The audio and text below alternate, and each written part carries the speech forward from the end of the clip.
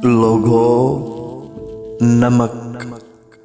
लोगों, कितना महंगा है ये नमक, कितना महंगा है ये।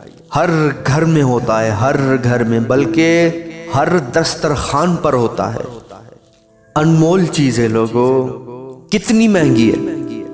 हर गरीब बंदा भी, लेकिन कोई ऐसा बंदा नहीं जो नमक ना खरीद सकता हो। हर घर की जीनत है नमक। जिस दस्तरखान में ये नमक ना हो वो खाना बेजायका हो जाता है लोगों, बेजायका हो जाता है।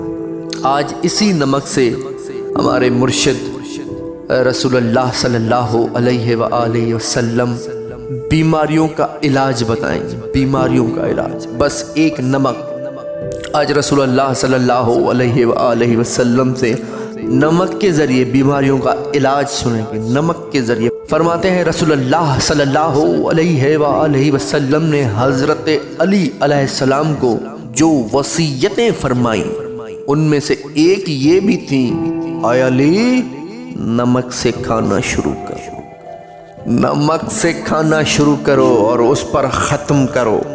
उससे 70 बीमारियों से अमन मिलता।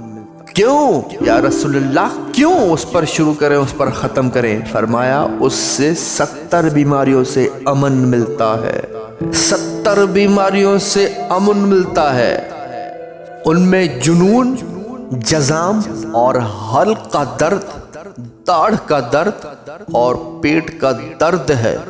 उन 70 बीमारियों में फरमाते हैं जो शख्स अपने पहले लुक़मे पर नमक छिड़के, लोगों नमक छिड़के तो चेहरे से सफ़ेद और स्याह फसियाँ मिट जाएंगी। इमाम रिज़ा अलैहिस्सलाम ने अपने असहाब से पूछा, कौन सा सालन ज़रूरी है? किसी ने जवाब दिया गोश्त, किसी ने कहा घी।